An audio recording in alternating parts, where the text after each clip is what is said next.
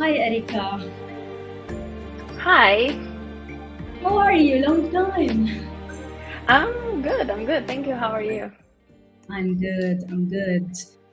Uh, just handling the winter still. Is it still cold? It is cold, but not as much as cold as in Lithuania. I think you're there now or In me? no? No, actually, I'm in Spain. So Spain is beautiful right now. It's like 20, 22 degrees. So I'm not complaining this winter. Yeah, enjoying the good weather. So Mm-hmm. just to let the audience know, Erika was one of my very, very first clients. We've known each other for a long time now. Yeah. And thank you for your trust. That is what I wanted to say online. Thank you Thank for your you.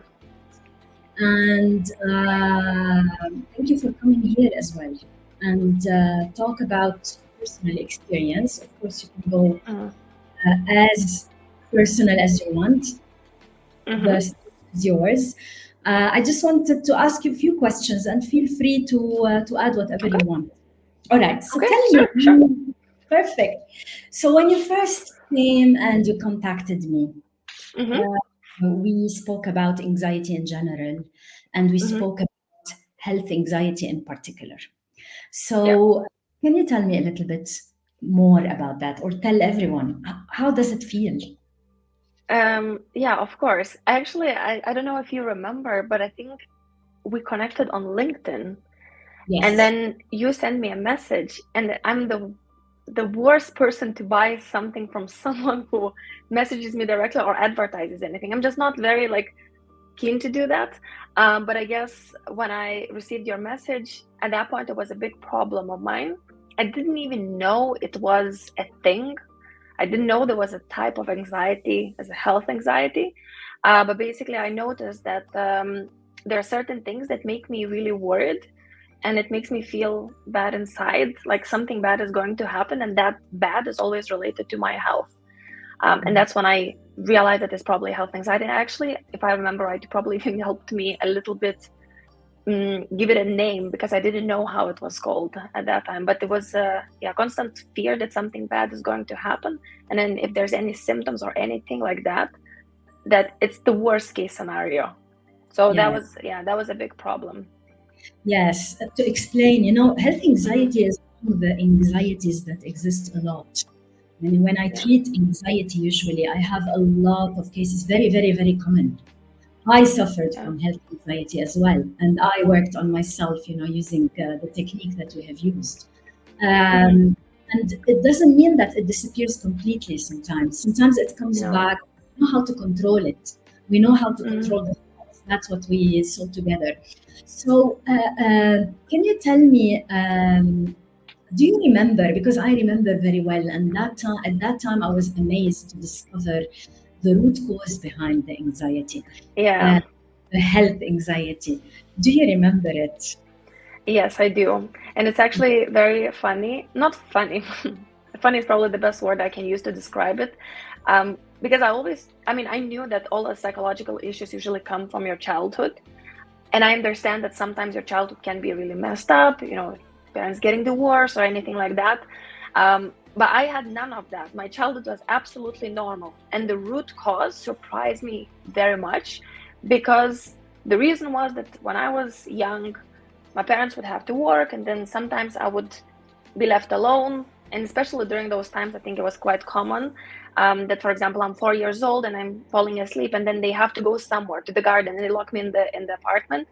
And then when I wake up, I just wake up and there's no one. And that basically, in the way, was the reason why the health anxiety later on developed.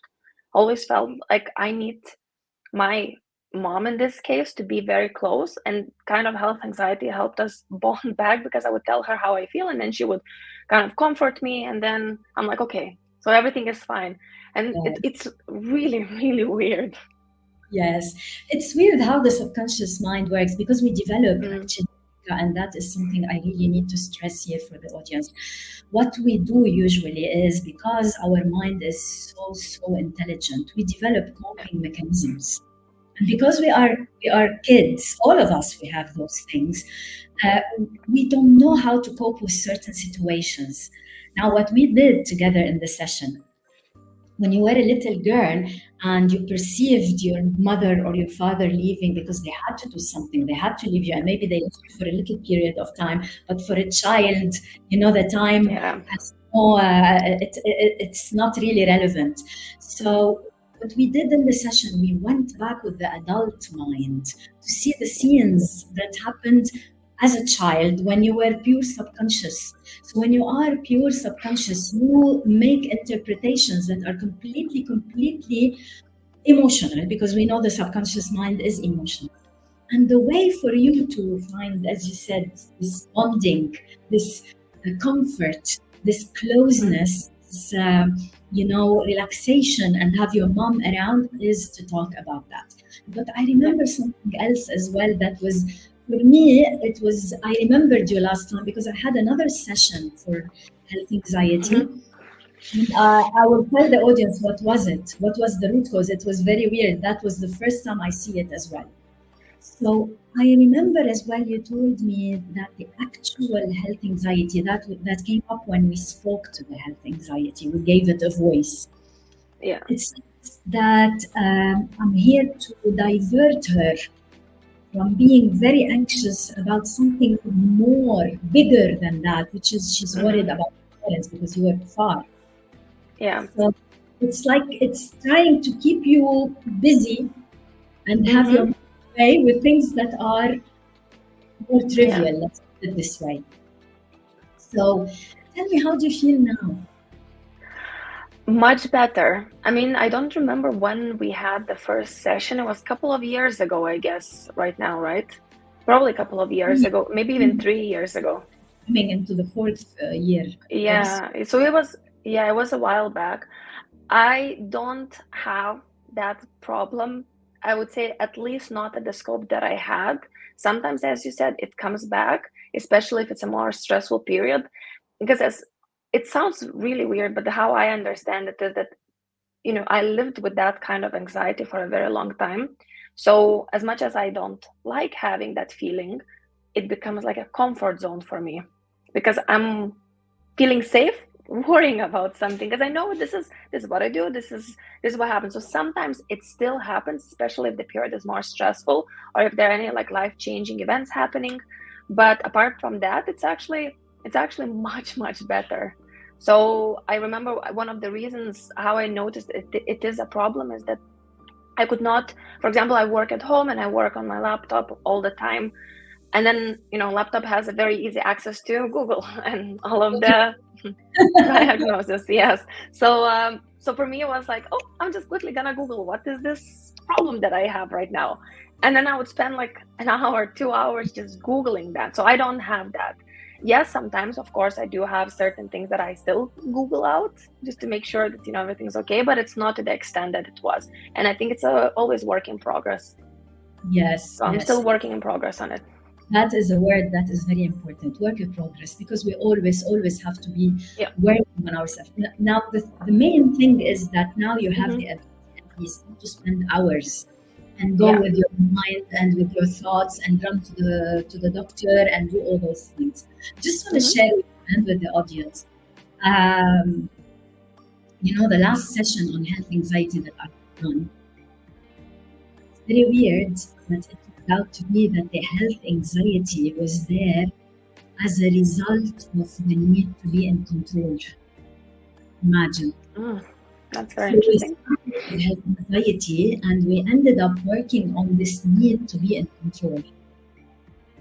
It was showing in the health anxiety because this person needed to be in control of every single thing. She was living, she was feeling, she was doing everything. One of them is the health. And it resulted into health anxiety. And coming back to what you used to feel, very well that we love the familiar, even if the familiar is not really relaxing. So it was really familiar for you to just maybe have a bit of control. Now that we're talking about that, understanding what's happening, maybe information. Erika, my second question, because we don't have a lot of time. My second question Actually, I still have two questions for you. Please go. Uh, did you do other kind of therapy before going to hypnotherapy to solve this issue in particular? Yes, I actually had a few sessions with a psychologist, but I mean, I think with a psychologist, like the journey is very different. I think we're living this fast-paced environment in life, and I know myself that sometimes I'm a bit impatient and I want things to be done quickly. So I think with this I don't know how to describe them, like psychology sessions that I had, it wasn't giving me the results, and I had like 3 sessions. I know it's not a lot, but the things that I was uncovering was about nothing to do with health anxiety. I was like certain things about friendships, and like it was not related at all. And then for me, it was like it's too slow, and I like to go to the problem and solve it. This is my mentality in everything. I know there's a problem. I'm gonna tackle it at the core, fix it, and move on. So, so basically, just basic psychological sessions, psychology Yeah, sessions. I don't know. we call it talk therapy. And the reason behind that, talk therapy is important, but the problem is that, I always give this example. When you have a toothache, you can't go to the dentist and the dentist will sit and say, let us establish rapport, let us understand the environment, and then I will work on your tooth. You will say, no, I'm in pain. Remove my pain now, immediately. And this is Yeah, exactly what happens with therapy. And this is why when we do rapid transformational therapy, from its word, it's rapid. So yeah, sometimes it doesn't work to my advantage. I have a client and then goes, I have a client and then the client goes very yeah, quick. But at least we're giving relief to people. So one yeah. last thing before we close. Do you want to say anything to the audience? Do you have any thought to share? Anything to say? Yeah, I mean, I do have one thing that I would say is that I think working on your mental health and your mental well-being is one of the things that everyone has to do, even when you think like you have no problems at all. Of course, sometimes it's better not to dig and look for problems, but if there are any things that worry you, I always advise to speak to, I mean, I speak to you, so I advise to speak to you. And then if they don't even know how to describe the problem, just by talking with someone who understands can help you define the problem that you have and then put an action plan in place. So I think this is what I would definitely recommend everyone. And then I think, I mean, anxiety became more common as a term now, and people started to understand what it means. But I think I was in my like second university year when someone told me that I have anxiety, and I didn't even know. I was like, I just always feel like something bad is going to happen. So I think that some people still don't know what anxiety actually is. But when you feel like something is not right or something bad is about to happen, it is worth then to start talking to someone and not let it be a prolonged thing that leads No, to something maybe some even more serious. it's not worth it. It's not worth it, especially Yeah, that there is a way to get rid of it. And now that we yeah, are talking, and because a lot of people do not know how to handle anxiety or how we sometimes are afraid from the feeling itself, that we yeah, become anxious from anxiety, and it starts getting worse and worse. We go in a loop. yeah. So I just want to announce. I know that we still didn't say anything about that yet or advertise it, but I'm going to be in Lithuania in person Oh, in June, okay. and I do like around 3 to 4 hours in a place that I don't know yet. I'm going to book and I'm going to tell people about. We're going to talk about anxiety. We're going to talk about the rules of the mind, the fears, the phobias, how it works, how to detect it, show the audience a little bit the mind tricks, how we can really control everything we feel by controlling our thoughts and how this works. And open, of course, the floors to questions and answers. So I really hope if you are in Lithuania I in am. June to see you there. I know that we met each other in person, Yeah. but we'll see each other again. Thank you. Yes, I'll be very happy to meet you. I'll join definitely. Thank you so much Amazing. for being here, and we keep in touch. Thanks Thank a you, lot. Zaina. Thank you. Bye.